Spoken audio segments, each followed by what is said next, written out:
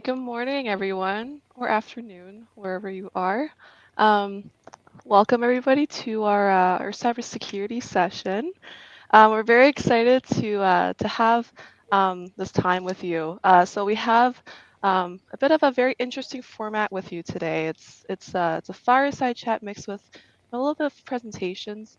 Um, so we have pretty much the best of both worlds. Let's start with some introductions. Hiva, why don't you start with that? Hey, hi everyone. Thanks, Elise.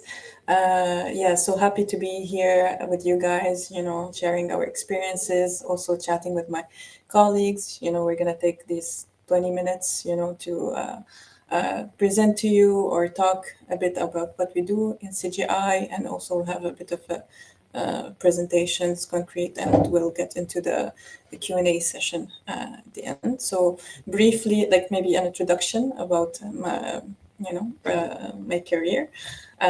So it's been actually more than 4 years that I've been working at CGI.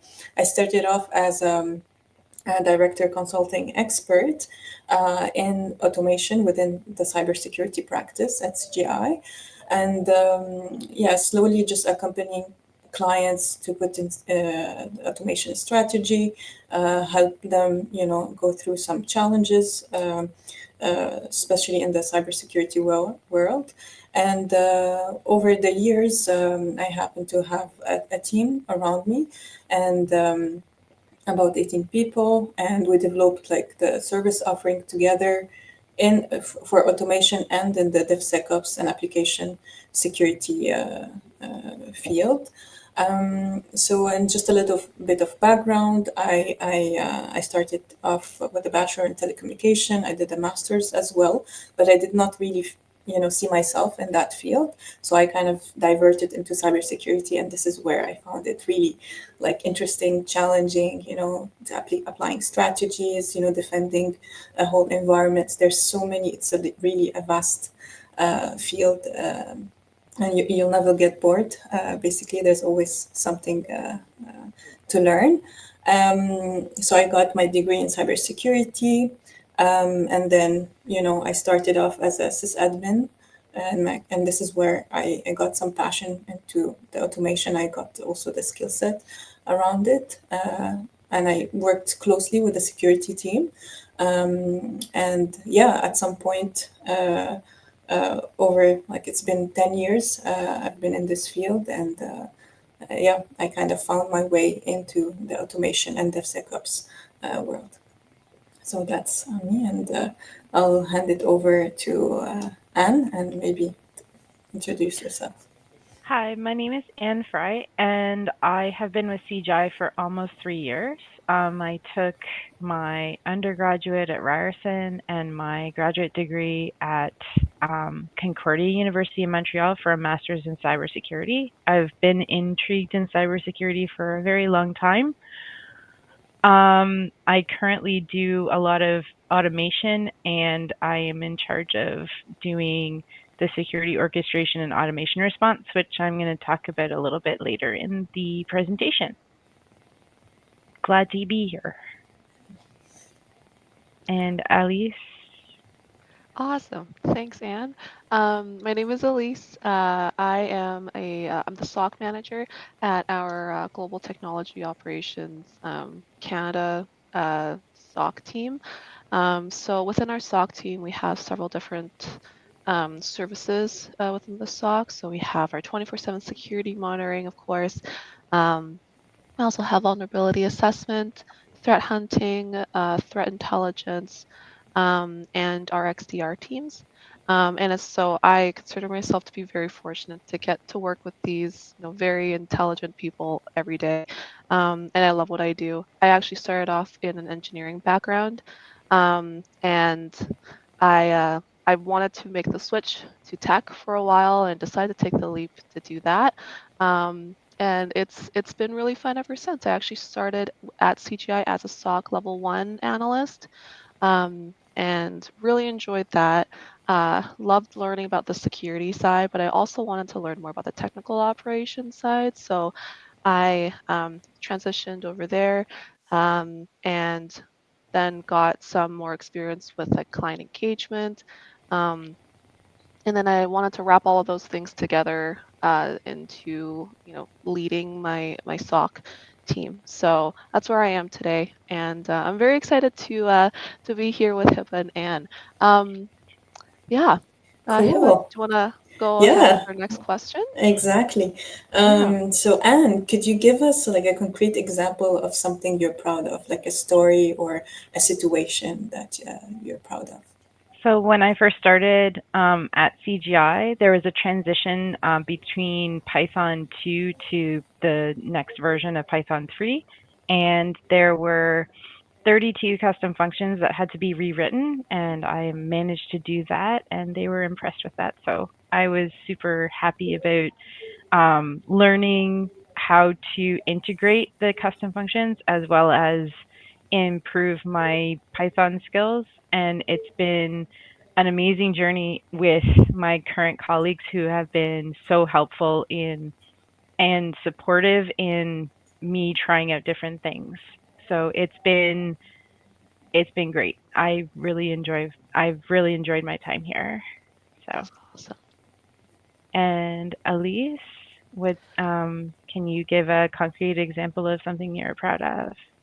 Um, I would say my example would be just um, making the transition from, engineering into cybersecurity. Um, I was always really interested in IT and in cyber, but I never really allowed myself to like fully immerse myself, especially when I was in school, because my engineering courses were very heavy, and so I didn't really have any time to do that. But after I graduated, I really wanted to at least start like educating myself about it, and I loved the online courses that I took, and I decided like, this is if I wanted to make a change now, like now would be the perfect time to do it.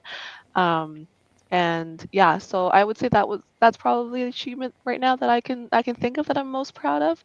It's like making a huge leap from going back from everything that I knew um, into something that was completely unfamiliar to me and making a career out of it. And I was very fortunate as well. My shift partner that I started off with in the stock, who I still work with today, and I'm very lucky to. Um, he and all of my colleagues at that time were a huge help in, helping me get more acquainted to the cybersecurity field. And yeah, it really was a village. But yeah. Hiva, what about you? Cool. Yeah. So me, if I'm thinking of something that I'm proud of, I would say my current team Hmm. that I've built in CGI. So, like I said before, like when I started, I was all by myself, and at some point, I was trying to check in what are the challenges with the clients to build also the service offering around DevSecOps and automation. The strategy and at some point I started to talk with my colleagues back in the days and hey, would you like to help me with this, let's do this together, and organically started like form as a team. We were about like maybe 4 people at the start that they had the same vision as me, the same enthusiasm to actually build and in terms of automation and in cybersecurity, because it was a bit of a niche thing.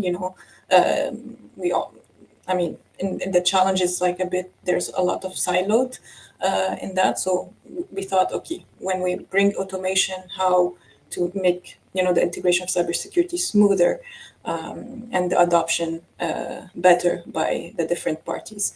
So slowly, I got a small team around me, and then we have in CGI, they once a year that we build.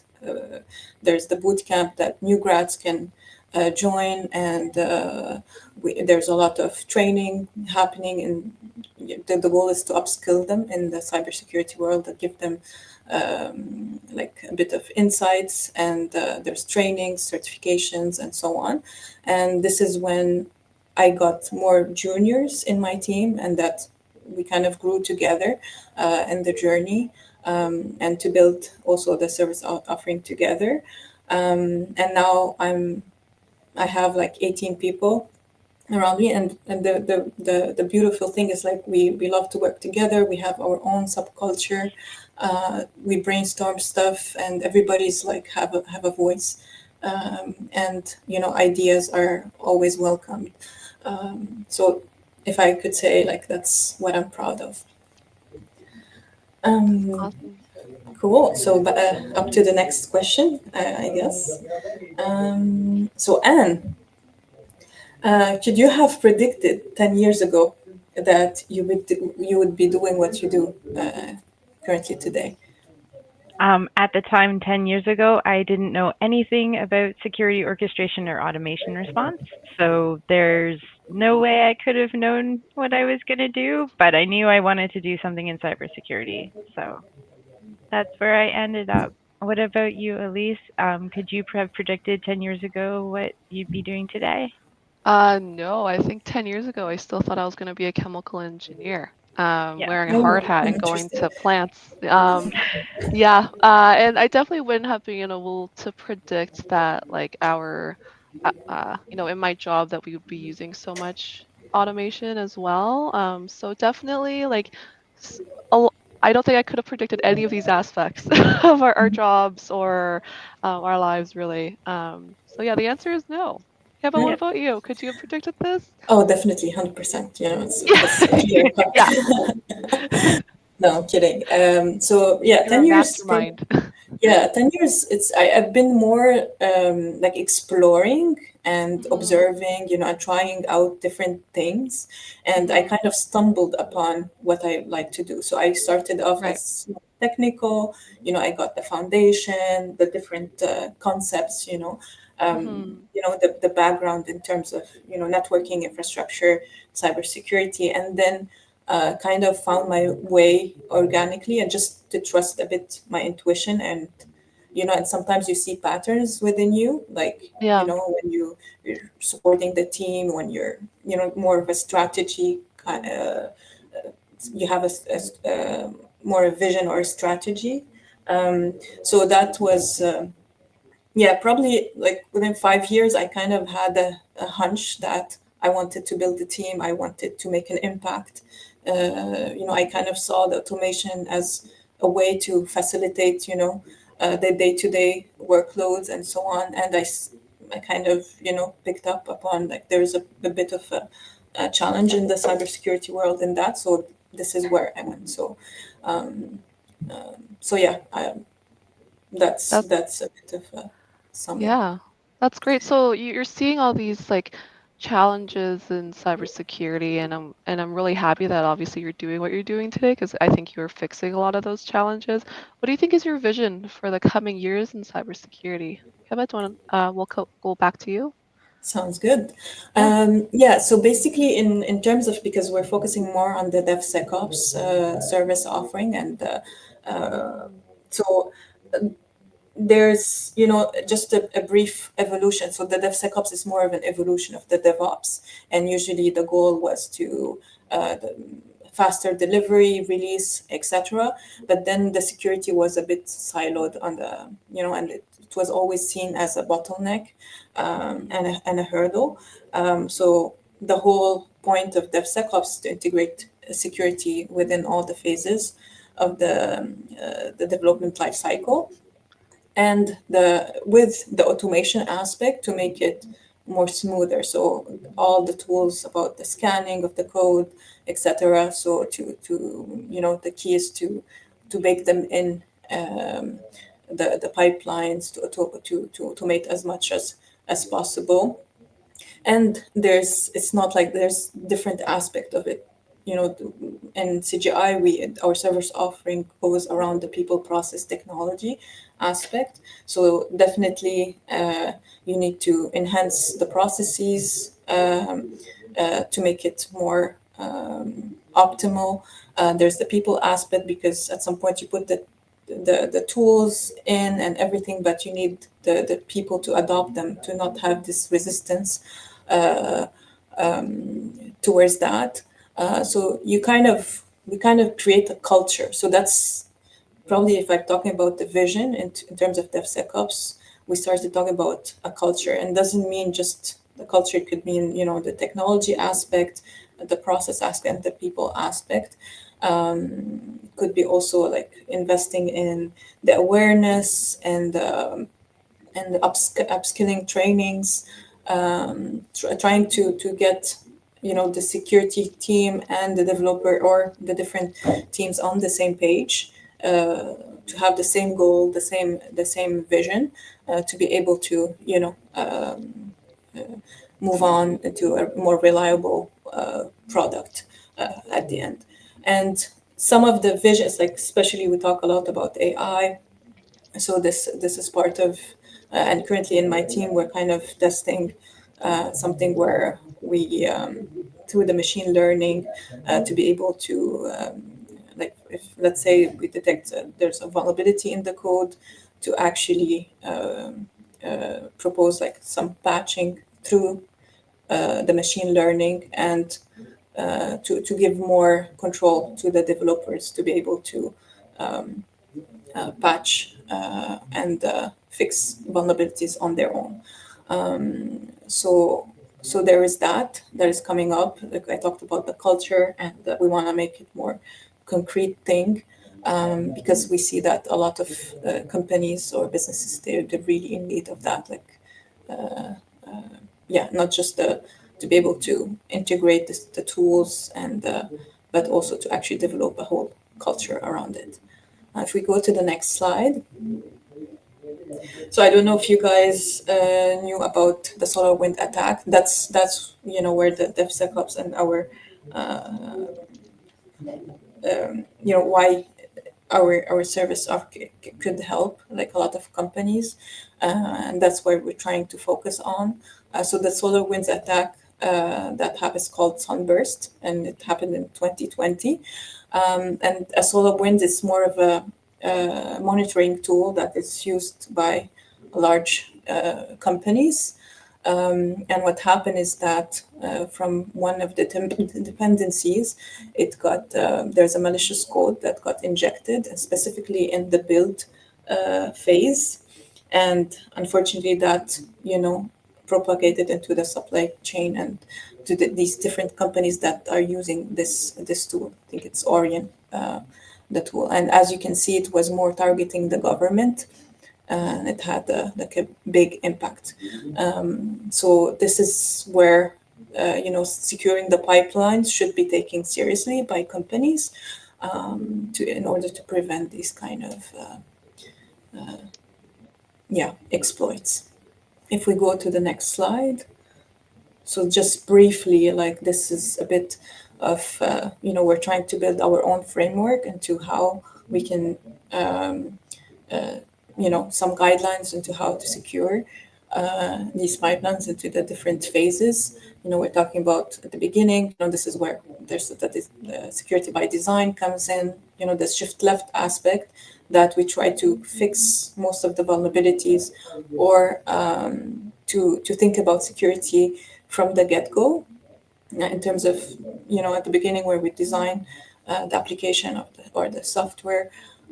You know, there's the threat modeling concept where we try to assess the risk and the attack vectors at the beginning, and also, you know, when we talk about the IDE security extensions, you know, just to give as much information to the developer at the beginning, so that uh, you know, it could be easily integrated, you know, the fixes and the security.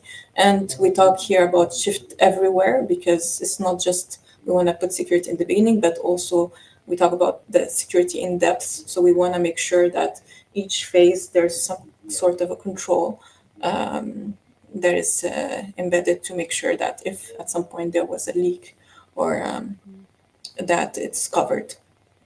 So next, I don't know if there's any other slide. I think that's it. Cool. So what about you, Anne? What is your vision for them? So I currently work in with SOAR. If you want to just put the first slide up, and I was going to show what SOAR is all about and describe it.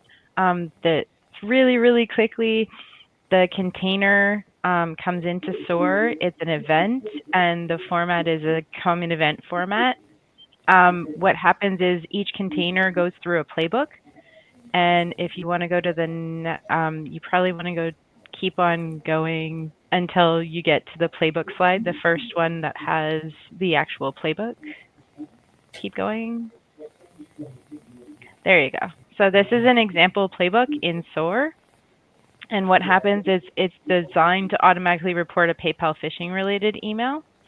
Um, I can continue to describe this, but it's going to be kind of difficult. So if you want to go to the questions, I think we can go to the questions now because it's overtime. Great. Thank you, Anne. That was really cool. And it was also like Hiba, I really appreciate what you had put together as well. It's really great to see like where our, cybersecurity is also heading. Um, so yeah, thank you. So this was really fun. If you do have any questions, make sure you put them in the comments, and we have a great team helping us in the background to help put those questions together. You'll see a QR code show up on our screen very soon just to ask for your feedback. And so please do make sure to fill out that survey. Um, so just looking at our questions, the first one, oh, it's for me. It says, "Hi, Elise. Hi. Where did you take your online courses for CyberSec?" Great question. I started off taking courses on Cybrary, and I took the SOC career path. I think at that time that's what it was called. It's approximately like 128 hours of courses. Um, it didn't take the full 128 hours because a lot of it is just, self-directed. But yeah, that's where I took mine. And I did a lot of, I studied a lot on Fortinet as well. And I did start with a lot of my like CSSP studying, but I purchased the big book, and I found out that that I learn a lot better through courses. So yeah.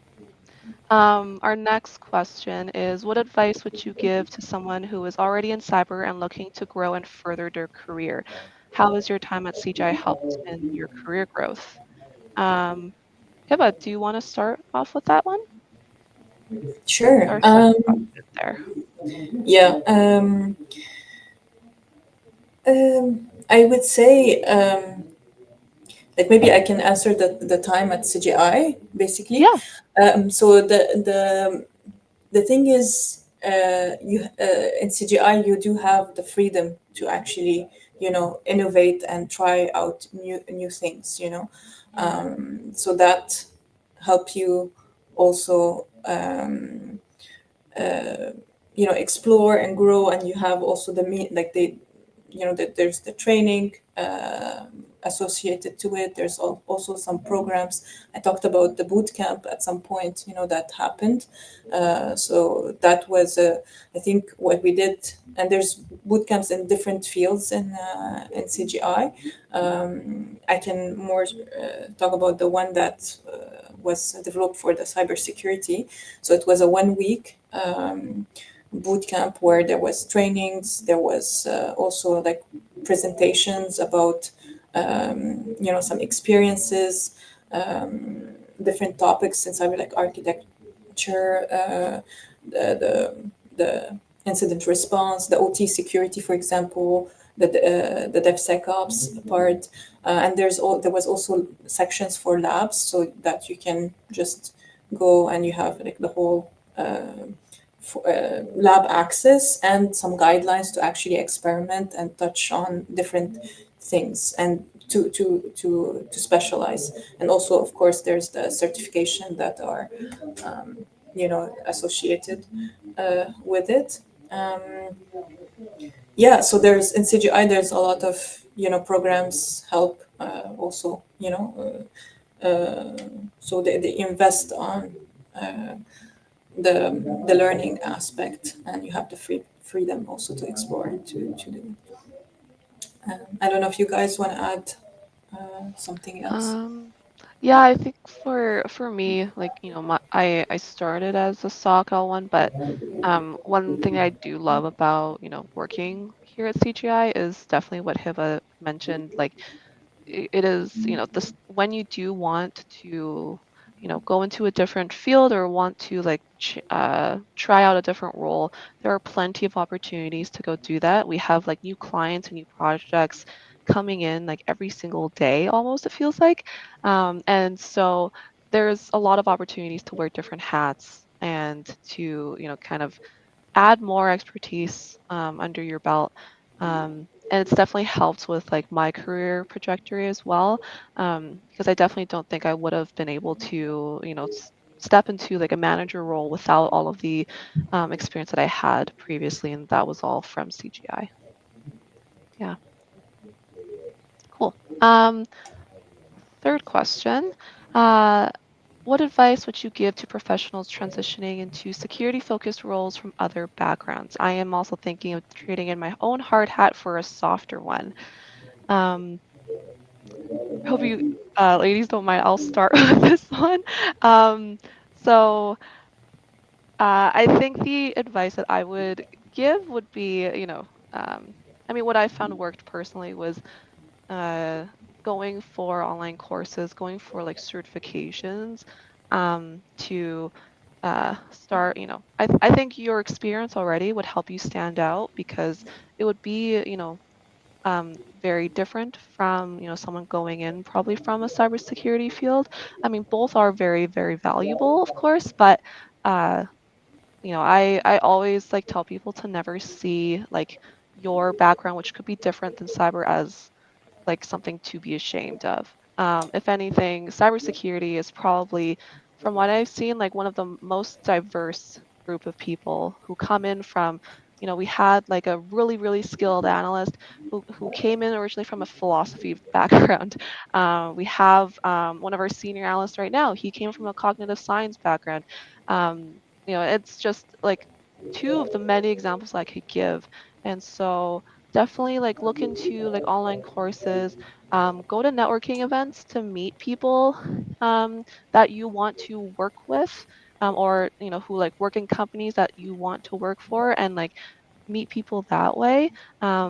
Or ask for coffee chats to like ask about people's expertise and what advice they would have for you. That's the advice that I would give. Anne, do you have anything you want to share? So, I think it's very important to consider your skills from your previous or your past Hmm. experience and how they can apply in certain cybersecurity scenarios. I think there's a lot of benefit that if you Hmm. can identify those skills that still apply Yeah, to cybersecurity, you get ahead a lot faster. And absolutely. identifying those will, if you do the online courses as suggested by Elise, um, that really helps to shape your Hmm. progression, I think. Also, there's SANS courses, which are the GIAC is Yes. a certification body. Oh, those are I've been great. able to do three of them I'm currently in the process of doing my third here at CGI. The other thing is Hack the Box. Hmm. And then the next part I'm going to do is there's another question that came in. So, where did you get started with automation in your cybersecurity journey? CGI. I worked for another company prior to CGI, just doing system administration. That was my introduction, and then I transitioned to my CGI position, and I started in Splunk SOAR, and I've always been a programmer, so my background is in computer science. So Python programming actually helped me greatly because that's what all of the custom functions are designed in, as well as the applications that you can write for Splunk SOAR. So applications are used for doing the ingestion and information gathering from different programs to be used within Splunk, so that you can integrate them with different different other applications. So that's I think that answered the question. I hope. Yeah, it does. Yeah. Okay. Um, we can take another question if there is one, but if there isn't, Elise and Hiva, this has been a great uh, event, I think. Thank you for allowing me to join you too. Of course, and thank you for being here with us as well, Anne. I think we all learned a lot from each other. And if you do have any more questions for us, I believe all of us have our availabilities for meetings set up on Swapcard. We're looking forward to chatting with you, but until then, we hope you have a great day Yeah, And and there's a hope you and enjoy survey there's the rest when of you're the the event. done. Yes, yeah, the there's the survey. feedback, the survey. Yes. There's Thank a you. QR code survey for when we're finished that would really help us out if you could fill it out. Thanks. Yeah, thank you. Pleasure to be Thanks, with you guys. everyone. Have a great Thank day. you. You Have too. a good day. Bye. Bye. Bye bye.